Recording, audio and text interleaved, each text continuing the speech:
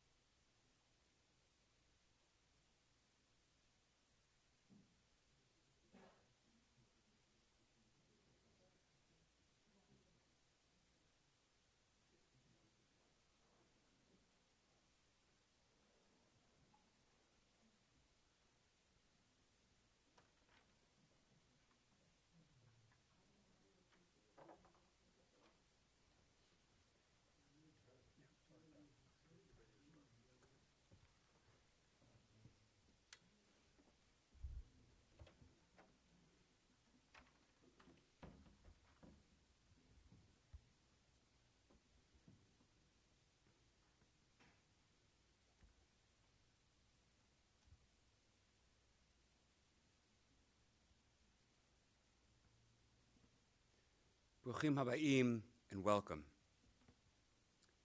A loving and devoted father, a proud grandfather, grampy and peepaw, a committed husband, a caring brother and son, an Air Force veteran, a brilliant mind, a talented oral surgeon and attorney, a humble soul, and so much more.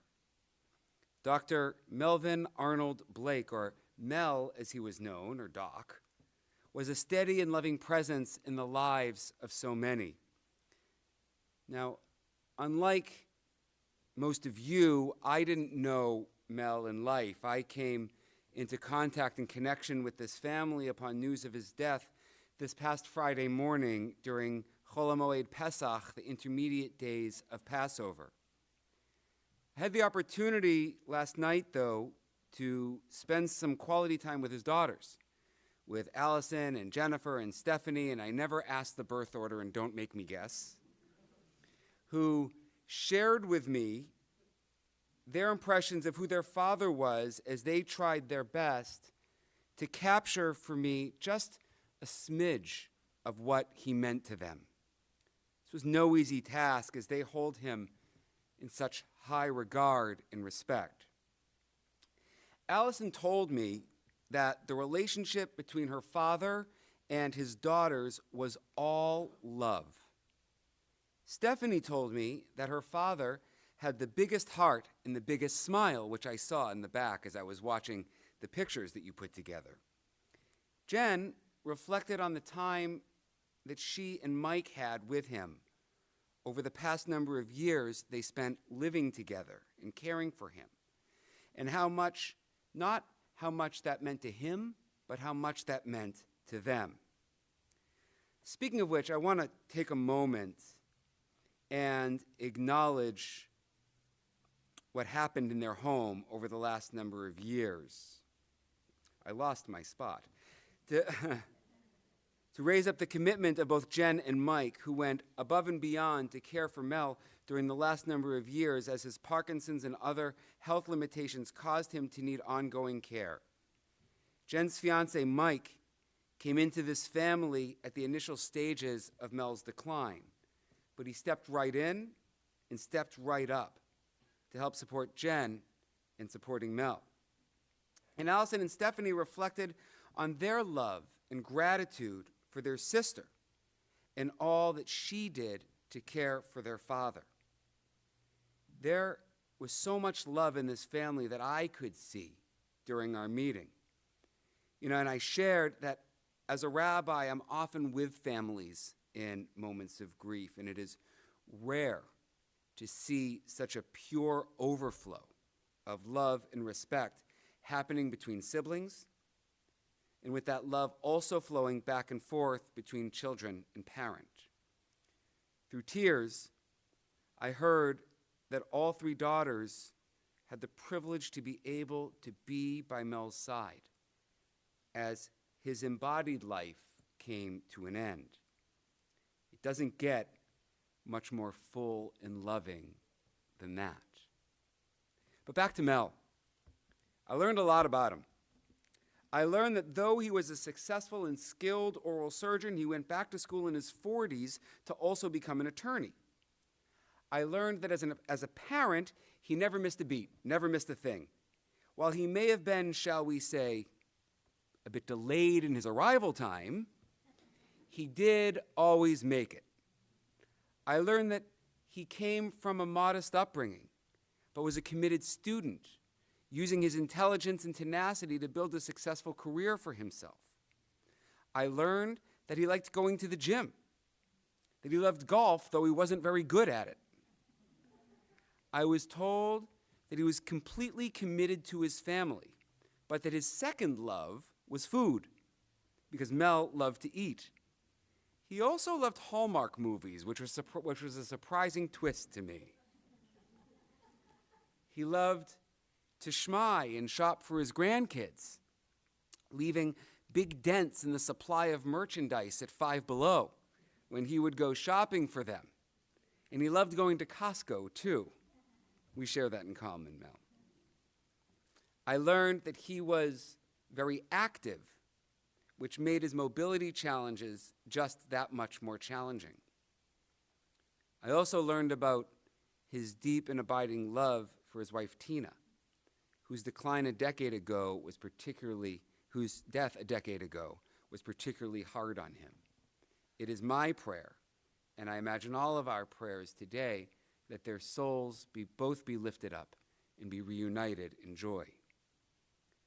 Shortly, you're going to hear from some of those who knew him best and loved him most in life. But our Jewish tradition teaches that while the physical body is temporary, the soul is eternal. That is without end. So today, we form a Kehila Kadosha, a sacred community that joins together for sacred purpose, to pray for full and complete rest for Mel's body. We focus on the fact that his soul, even in death, remains bound to the bond of life, to each and every one of you. And we seek blessings for the continued elevation of his soul.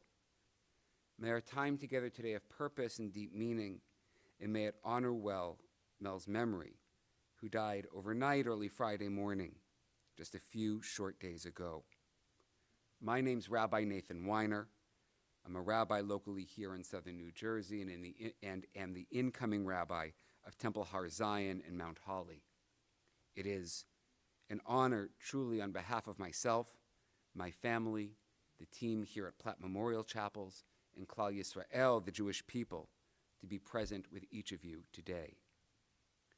We note that while this chapel is full of love and support, full of the love and support of those present, there are also some who are joining us virtually on the live stream.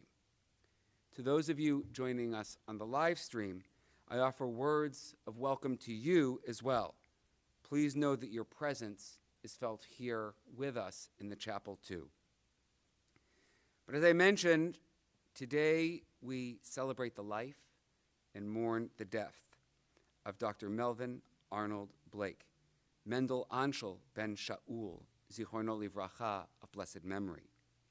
He's survived by his daughters, Jennifer and her fiancé Mike, Allison and her husband Chuck, and Stephanie, and his stepson Simon and his wife Celeste, his former wife Ellie and her husband Dennis, his sister Roberta and her husband Bert, and his grandchildren, Julia, Blake, Johnny, Jordan, Julian, Jaden, and Savannah. I pray I got every name right. Good, okay. May your love and care for one another, God willing, continue to lift you all up and carry you through this difficult loss and transition. I'm going to now turn to Psalm 23, a psalm said universally across the Abrahamic faith traditions at moments of grief and loss when other words fail us. I'm going to read it first in Hebrew, followed by a standard, admittedly masculine translation. It's the one that people know. And if you are comfortable and wish to say it with me in all or in part in either language, I welcome you to do so.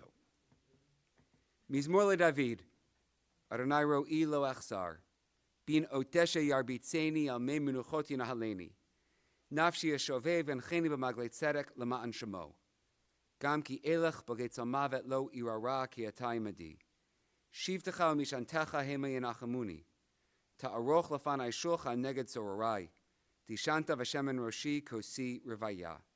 Ach tov v'chesed yerdefuni kol yemei chayai. V'shavti b'veit Adonai le'orech yamim. A Psalm of David. The Lord is my shepherd, I shall not want. He maketh me to lie down in green pastures. He leadeth me beside the still waters. He restoreth my soul. He guideth me in straight paths for his name's sake.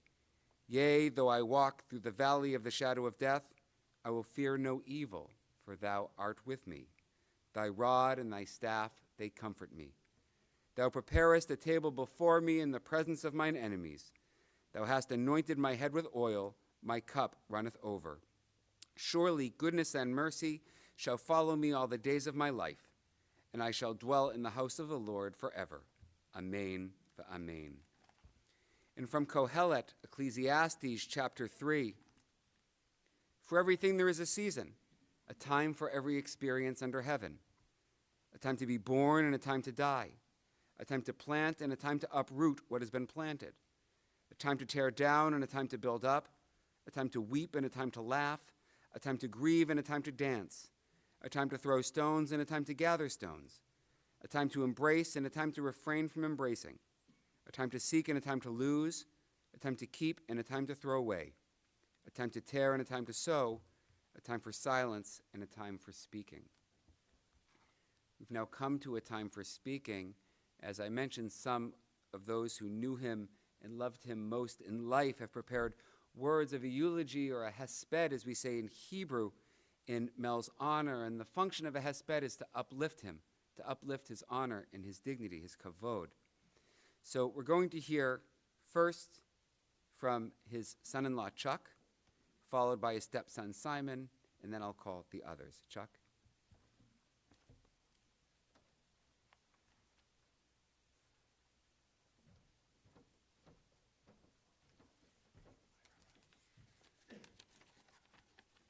Good afternoon. My name is Chuck, and I'm Mel's son-in-law.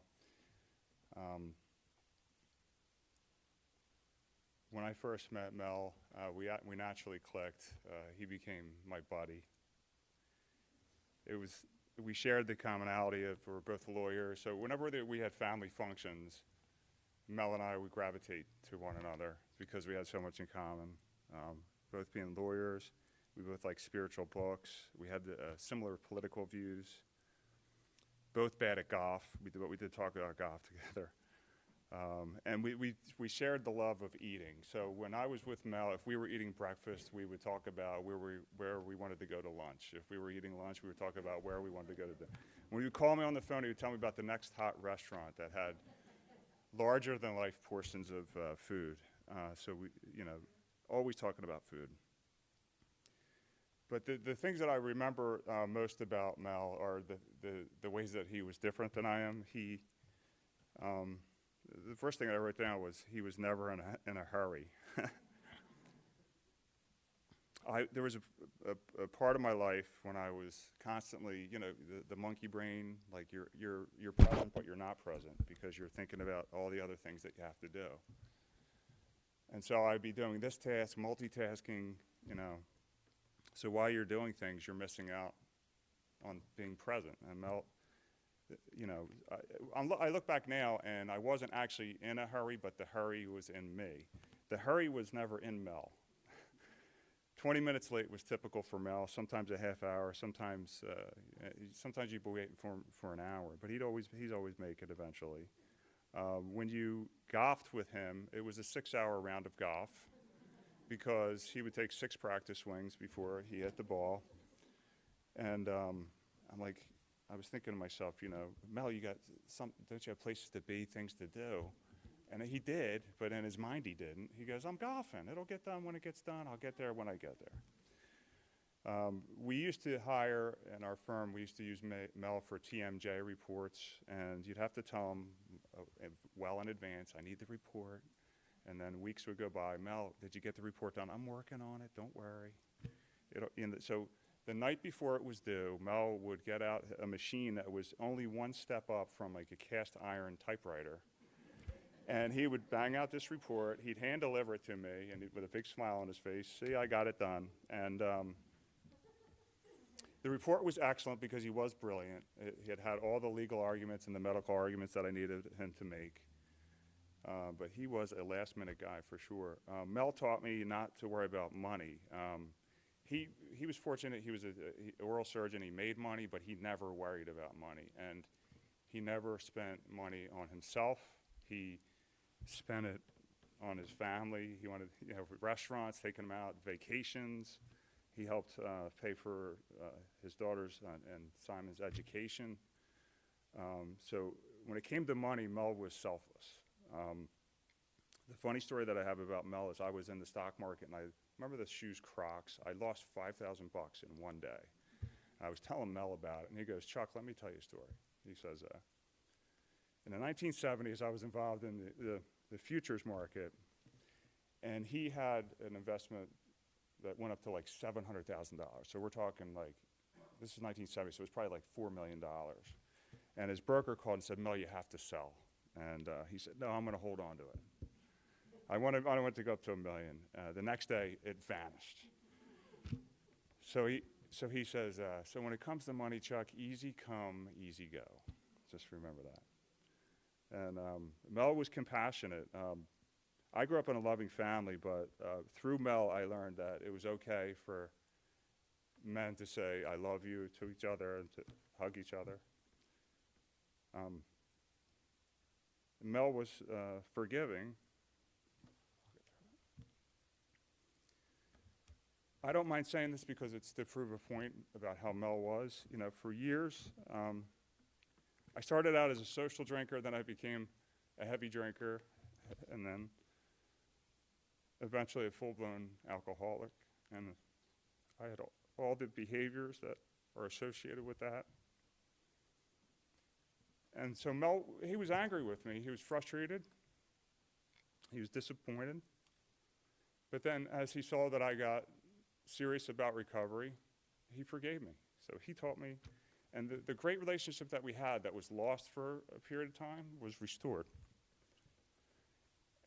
And near the end of his life, he taught me about accepting life on life's terms. Here was Mel, who had this great career as a oral surgeon and a little bit as a lawyer. He didn't practice law too much, but he was at that point where after all that hard work, it was his time to go out and enjoy life. And no sooner did he retire, he was struck with Parkinson's disease, diabetes, heart issues, liver issues, kidney issues. And, you know, but Mel never complained. He absolutely never complained. You'll probably see it in the video if you watch it. He had a sweatshirt that said, you ask Mel how he was doing, he would say, I'm fine. And I'm sure he wasn't fine. I'm sure he was in physical pain. I'm sure he was in emotional pain, but he suffered silently, and he handled suffering, you know, with dignity and grace. So when you remember Mel, remember to relax. Don't be in a hurry. Enjoy the moment that you're in. Be compassionate. When you see somebody today, give them a hug. Give them a big smile like Mel did. Tell them that you love them. Be forgiving. And when life gets tough and hits you with a curveball and is difficult, handle it like Mel did, with dignity and grace. Thank you.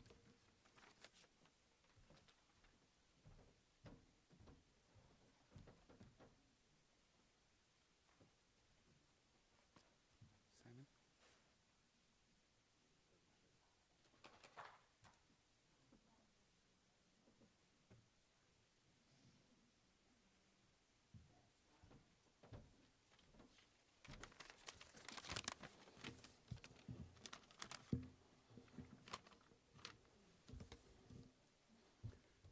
Good afternoon, everyone. Thank you for coming.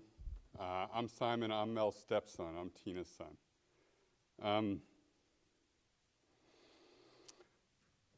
A person's life, in my opinion, is often measured by their impact on those they leave behind.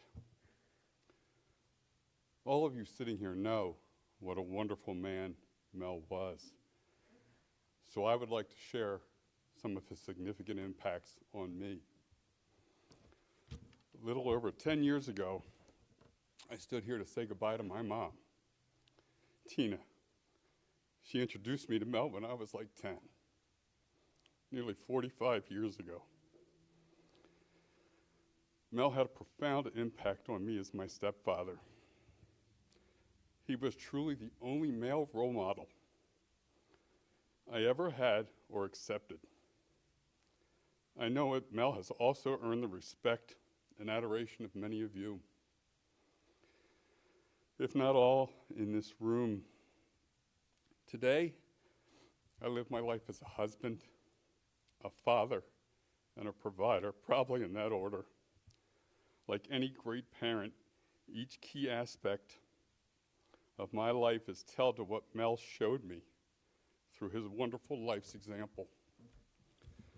First, Mel taught me how to be a husband. My mom showed me what a strong woman deserved. Mel showed me how to earn a strong woman's respect and love. Before meeting Mel, I didn't understand what a marital relationship grounded in mutual love and respect looked like. I learned that watching him and my mom. This led me to my own strong woman in Celeste, who I don't know if it's physically possible to love or respect anyone more still after nearly 30 years of being together. Mel's example showed me who I needed to be for Celeste so that she would view me in the same way I view her. Next, Mel taught me how to be a father. When it came to Mel's children, he was selfless. No ask was too big. To be a great parent, all of us know who are parents that it's a selfless act. While I certainly understood being selfless from my mom, I didn't know what that perspective looked like from a father's view until I saw him with Allie, Jen, and Steph. Even as a child, I recognized that Mel lived his life and always did for those girls. I was jealous in a good way. You know, I saw what love from a father truly was, and it set myself to become that when I ultimately became a father. I remembered that jealousy, and it drove me when I raised my own children to make sure, because I wanted them to feel the same sense of security that Mel delivered to these girls and me. I have 4 kids now, Jordan, Julian, Jaden, Savannah, and I know each of them look at me and know they are loved unconditionally and can rely on their father to deliver whatever they may need, just like Allie, Jen, Steph, and I could rely on Mel. I view that sense of security that Mel delivered to me and us as a central quality of being not only a good parent, but for the first time in my life to see what a good father was. Next, and finally, almost, Mel taught me how to be a provider. In high school, I really didn't want to go to college. Thought I'd be a pro polo player. I was pretty darn good. Got to be a little too big for that sport, I think. But, you know, but when Mel decided he was not going to, when he was running his full-time oral surgery practice, he said, hell, let me go to law school too, you know, and get that law degree. I was like, this man's nuts. But watching him through those years, I was in high school, you know, I saw Stan here and some of the law school crew that would come Sunday mornings and study. They'd have this great spread of, you know, whitefish salad and bagels and lox. You know, I'm like 16, 17 years old, rolling in, you know, waking up around 10 or 11 on Sunday, you know, after whatever activity I had the night before that probably would have disappointed my mom. But what it taught me watching him go through that hardship, for no apparent reason other than to expand his horizons and his education, I learned that education was the key to providing opportunity, not only for myself at that time, but for ultimately what would become my family and my children. So that the things that, Allie, Jen, Steph, and I all have postgraduate educations. You know, that comes from Mel and his incessant pursuit of knowledge and his brilliance that so many of us know. That I remember Celeste told me this morning when we were talking, that when she met him in 1996, she's like, all you kept saying was how smart the man was, how smart the man was. And it was true. And through that, I learned, I was never that smart, but I learned that I could certainly see the key to being a provider for me and my family through education. Mel would frequently refer to me privately as the Great Hope, as my current life path took shape after some youthful adventures. Yeah, he had shown me the man I hoped to become and the path to get there. I know I would not be the man I am today without his strong influence in my life. And this is simply what a great father does. Thank you, Mel.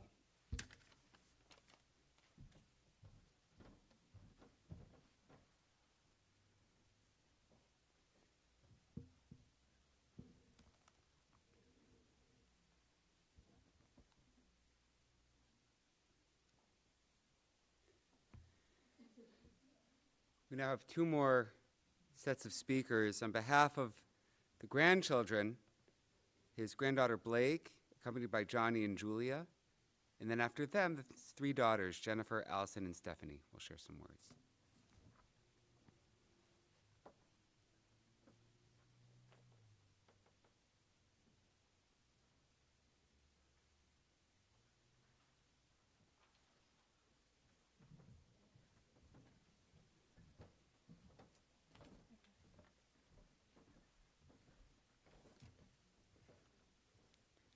Okay. Hello, everyone. My name is Blake, named after my grandpa's last name. This is Jonathan, who everyone says looks like him, and this is his youngest grandchild, Julia. Thank you so much for coming today to honor our incredible grandfather. He was one of the most amazing people and supported us in every aspect of life. Whether it was a dance competition, baseball game, or a tennis match, he was always there to cheer us on, even though he might have been a little bit late. He had the kindest soul and was always smiling. Even on his days when he was not feeling well, you would never know because of his famous expression, "I'm fine," which he used so often that he then got it printed on a t-shirt. He also had shirts with the phrase, "crazy old man" on it, that he had in about every single color you could think of. That was one thing about our Peapot and Grandpa. When he liked something or wanted to buy us something, he would get it in every color and several of them. I think that Five Below honestly had a shortage a few years ago because he made sure to buy Julia every single edition of Shopkins, every shade of nail polish for me, and a bunch of different toys for Johnny. He was always putting his family members first, and he was so loved by everyone and his grand dogs. He was our dog Chloe's favorite person in the world, and whenever he would come over, she would get so excited and run right over to him and then proceed to sit by his side the rest of the day. One time she got so happy to see him that she knocked over the McDonald's milkshakes he brought over right out of his hands and all over the floor that Johnny and I still laugh about to this day. For Julia, a funny memory that she has with Peapot is either when they got stuck in the lazy river or when they fought over the last piece of Kobe beef at dinner. I think he let Julia win that battle. Everyone who knew our Peapot always had the best things to say, and his success was admired by all. The three of us hope that we can be half as accomplished as he was one day in our future careers. He is an inspiration to everyone, and we hope that you are at peace in heaven and had the best reunion with Grammy before the bickering probably occurred. During the past few years, our Aunt Jen took care of Peapot, and when I'm a nurse one day, I want to be as amazing to my patients as she was with him. She took such great care of him, and we are all so thankful. We are also so thankful that we have had so many wonderful memories to look back on with him, and even have a lot of our childhood memories documented with him on his video camera that he would walk around with at family events. We hope you are playing golf, eating all of your favorite foods, especially Snickers, and watching endless Hallmark movies in heaven. We love you, Peapot, and miss you so much.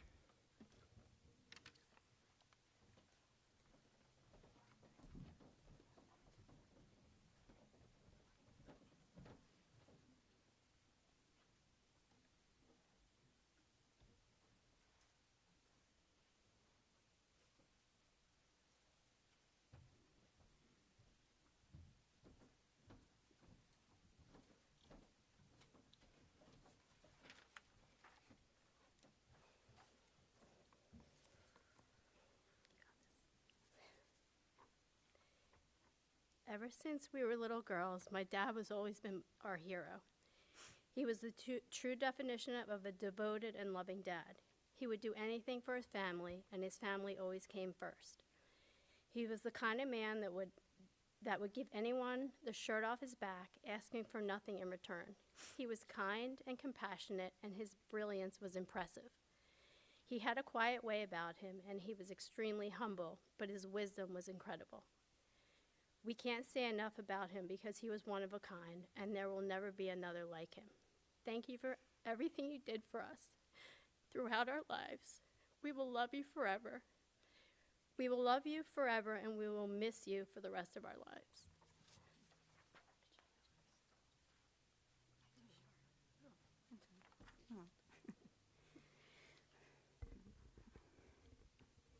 You were the first man to ever hold us, the first to ever look into our eyes, and the first we fell in love with. Dad, you truly are the GOAT. Your love was the greatest gift we could have ever been given. And your gigantic heart was filled with love for all family and friends. You made a huge impact on so many of us, and we are forever grateful for you. Your friends would come visit and leave in tears, not because you upset them, but you were that person who was loved by all, always known as one of the best. You were the most giving and generous person. Would give the shirt off your back, guessing that was learned from your mom, Pearlie. A quiet man with a thirst for knowledge, who didn't think being an oral surgeon, as you guys heard, sorry to hear it again, was enough to put himself through law school with tired nights of studying and always showed up late. Tired nights of studying and always showed up late to work, but with a smile for his patients in the morning, who all adored him in every way, even if he was yanking out their teeth. You always had a kind heart and a welcoming smile. Even in your suffering, you would find a way to be funny or give a hard time. You coined the phrase, as you learned, "I'm fine," as your mantra, as you never wanted to bother anyone. Even in your last breaths, you said, "I'm fine," quietly, and we knew that you were at peace. We are the luckiest and proudest daughters to have you as our dad. You did this job with such ease, instilling values, morals, and love in each one of us, teaching us life lessons that we carry in us each day. Your heart was larger than the sky, and your kind soul was a breath of fresh air. You were that person the three of us could count on no matter what, never judging and always welcoming no matter the situation. So just wanted to give you a huge thank you for being our dad, our superhero in every way. I need to take a breath. Now you can relax and have as much Diet Coke as you want. Shaky Blakey will live on in us and bring a smile to our faces. I am deeply saddened not to hear your voice or touch that soft head of hair, but will cherish the memories I've had with you in our 49 years together. I will forever hear in my head your whistling the song "I Can't Smile Without You" and walking my little feet on yours as a little child. And when I hear the song, "I Hope You Dance," it will forever be etched in my memory of my special dance with you. Dad, we love you with all our hearts and will miss seeing your handsome face. You set the bar as the best dad and grandpa ever. Rest easy and just know how much you are loved by us. I'm going to take a breath for a second. All right, to Jen, thank you for taking the most incredible care of our dad. You did it every day without a complaint and just put your heart into making sure he was happy, comfortable, and had a sense of dignity. Little petite you somehow could lift and maneuver Dad like it was nothing. I called you a mule because it was crazy what you could do for him. It was truly crazy to watch this little thing lift my dad with the help of Mike, without the help of Mike. It was crazy. I was like in awe with her.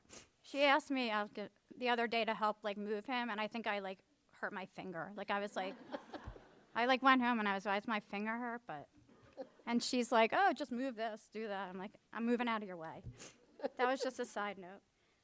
Watching you care for him was nothing short of amazing. You and Dad will always share this special child-parent bond. He is so appreciative of you and Mike for all you did for him, as are we. You are mine and Allie's superhero. And Friday, in our saddest moments, you were wrapped in a fuzzy blanket, and I said superheroes wear capes, and you were Dad's superhero.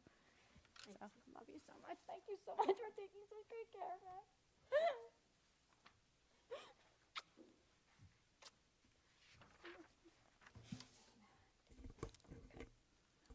I'm taller. I'm going to lift it up a little. I like this much. Not even. I'm also older. I'm the oldest, by the way. So I'm going to put these on. She's definitely older. Yeah. Okay. All right. The outpouring of love from everyone over the last several days is a true testament to who our dad was and how he lived his life. Our dad truly loved everyone. First and foremost, his family meant the world to him. He loved my stepmother Tina so much and had missed her every minute of the last 10 years. He loved Jen, Steph, Simon, and me, and there was nothing he wouldn't do for us. If we needed him at 3 a.m., he would drop whatever he was doing, which most likely didn't include sleeping at that hour, and drive over to see us. He loved his 7 grandchildren, Jordan, Julian, Blake, Johnny, Jaden, Savannah, and Julia, with his whole heart and never missed an opportunity to let them know it. Even in his weakened state last week, Blake FaceTimed him from Penn State, and he greeted her with enthusiasm and a smile and a final memory that she will carry with her forever. He loved his son-in-laws, Chuck and Mike, and his daughter-in-law, Celeste. He loved his animals, his first dog, Prince, his dog, Almost, who happened to get her name because when he got her, she was almost dead, so they named her Almost. And my dad, Tina, and Simon nursed her back to health, and she lived to the ripe old age of 17 and a half. He loved Mrs. Bird, their cockatiel, and even the stray cats and geese that would come to his back door knowing they were sure to be fed. One time when I was 17 and able to drive, Dad and Tina went away on vacation. He made sure we were around to feed his geese so they wouldn't starve while he was gone. So we trekked over from Cherry Hill to Marlton every day to not let Dad and his birds down. He was a true animal lover and gave his love to all his grand dogs, Legend, Myth, Maverick, Bear, Clara, Chloe, Casey, we're almost done, Otis, Mo, Ginger, and Rudy. We are sure Legend was waiting for him in heaven. He loved his patients that he cared for over 40 years. He treated them, every one of them, as if they were his own family. I had the pleasure of working for my dad a few summers during college and witnessed this time and time again. It's no wonder when we posted the other day about our dad's passing, there were over 300 comments that all resonated with the same feelings. Our dad was a kind man who loved everyone and always had a smile on his face. Finally, he loved living with my sister Jen and with Mike, who took care of him every minute of every day the last 7 years, and there is no one who could have done a better job. Thank you for all you have done for Dad. We are eternally grateful. There are not enough words to express our appreciation and our admiration. Dad, we will take it from here and promise to keep your legacy of love going. Our world needs more love, and will be a much emptier place without you spreading yours around. We love you with all our hearts and will forever and always.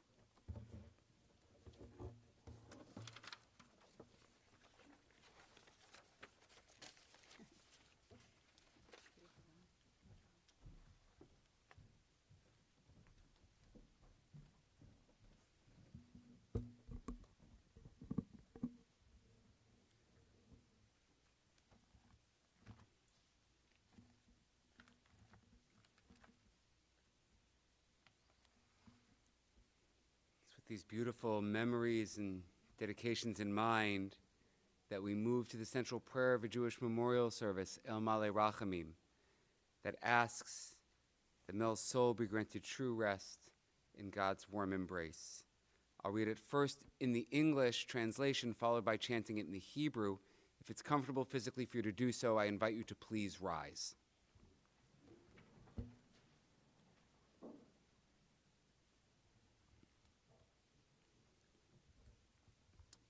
O God, full of compassion, who dwells on high, grant true rest upon the wings of the divine presence in the exalted spheres of the holy and pure, who shine as resplendence of the firmament to the soul of Melvyn Arnold Blake, who has gone to his eternal home.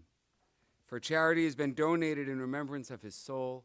May his place of rest be in the Garden of Eden. Therefore, may the all-merciful one shelter him with the cover of God's wings forever, and bind his soul in the bond of life. The Lord is his heritage. May he rest in his resting place in peace, and let us say, Amen. El Male Rachamim, Shochen Bamromim,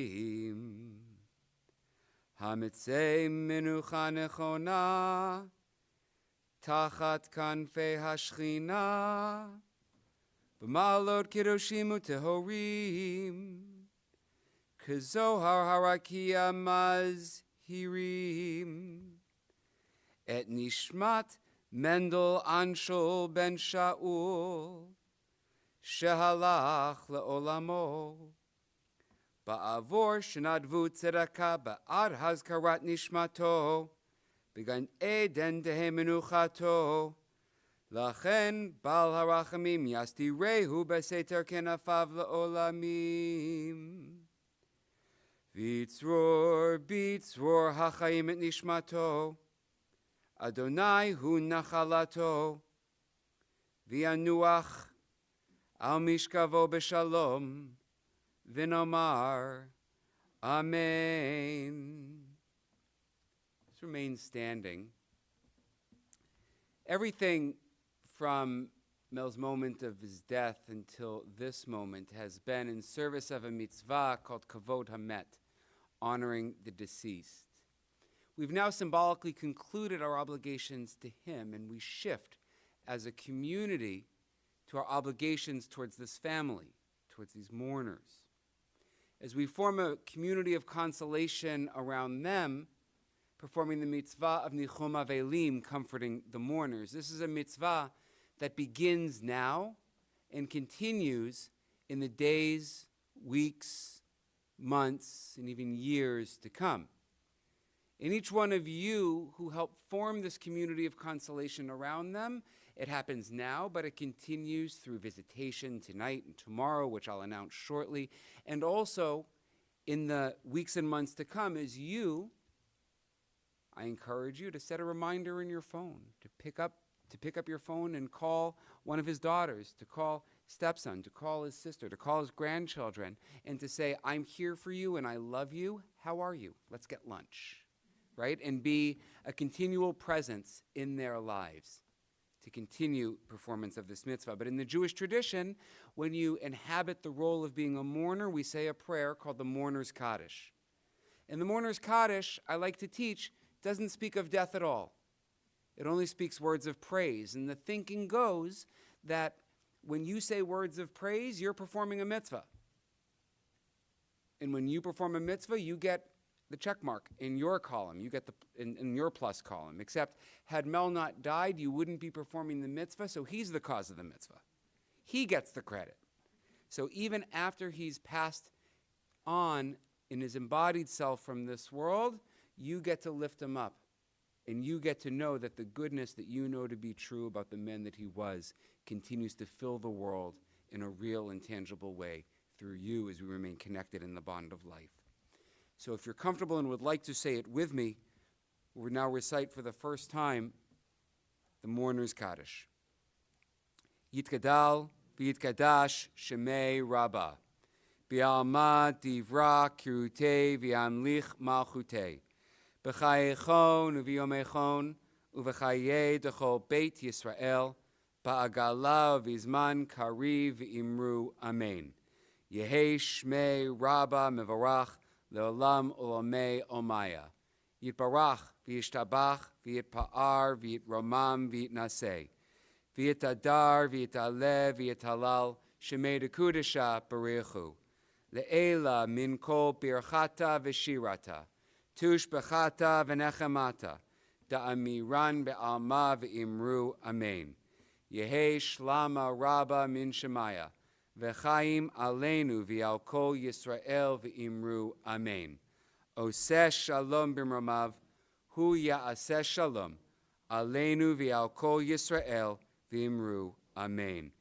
The last line in translation, may the one who ordains peace in the heavens inspire us to be God's partners and agents for peace on earth, for us, for all the people of Israel and all inhabitants of the earth, and we say, amen. Please be seated.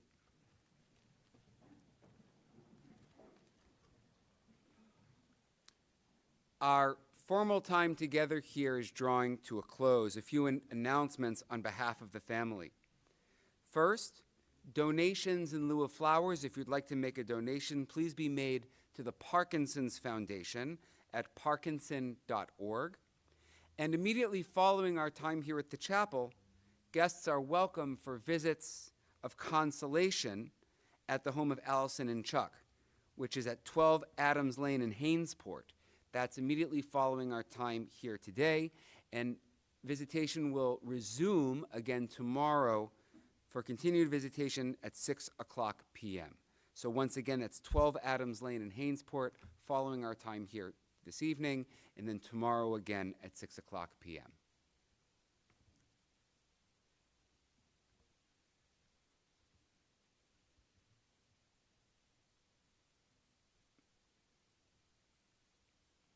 And as the family takes their exit, we say the traditional Jewish line of consolation. Hamakom yinachem etchem b'toch sha'ar avelei Tzion v'Yerushalayim. May the Holy One of Blessing have comfort for you, together among all the mourners of Zion and Jerusalem. And may the memory of Dr. Melvyn Arnold Blake Mendel Anshel Ben Shaul Zichrono Livracha, may it be an everlasting blessing.